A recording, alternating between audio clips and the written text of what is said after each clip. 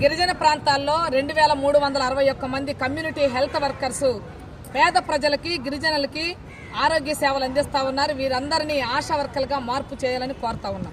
Tribal welfare department నుంచి ఎంపిక చేసినటువంటి ఈ 2361 మంది పక్కనే ఉన్నటువంటి ఆశా వర్కర్స్కి 10,000 రూపాయల వేతనం ఇస్తా ఉన్నారు. కానీ కమ్యూనిటీ హెల్త్ వర్కర్కి కేవలం 4,000 రూపాయలమే మాత్రమే చెల్లిస్తా ఉన్నారు. ఈ 4,000 రూపాయల్లో దాదాపు 3,000 రూపాయలు పిహెచ్సిల చుట్టూ, సబ్ సెంటర్ల చుట్టూ, ఆసుపత్రుల చుట్టూ తిరగడానికే ఖర్చు అయిపోతా ఉన్నాయి. ఈరోజు కమ్యూనిటీ హెల్త్ వర్కర్లతోటి ప్రభుత్వాలు గొడ్డు చాకరీ చేపిస్తా ఉన్నాయి. మీరు ఆశాలుగా మార్పు చేయలేకపోతే ట్రైబల్ వెల్ఫేర్ డిపార్ట్మెంట్ నుంచే ఆశా వర్కర్లకి ఏ రకంగా అయినటువంటి సౌకర్యాలు ఉన్నాయో, ఏ రకమైనటువంటి పాత్ర వేతనాలు చెల్లిస్తున్నారో అలాగే సమాన పనికి సమాన వేతనం చెల్లించాలి.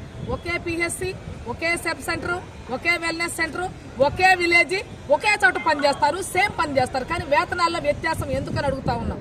ఒకవైపున ఆశా వర్కర్లకేమో కనీస వేతనాలు చెల్లించట్లేదు, మరో పక్క కమ్యూనిటీ హెల్త్ వర్కర్లు సేమ్ పని చేస్తున్నటువంటి ఆమెకి కేవలం 4,000 రూపాయలు చెల్లిస్తా ఉన్నారు. కాబట్టి కమ్యూనిటీ హెల్త్ వర్కర్లు కూడా ఆశాలుగా మార్పు చేయాలి.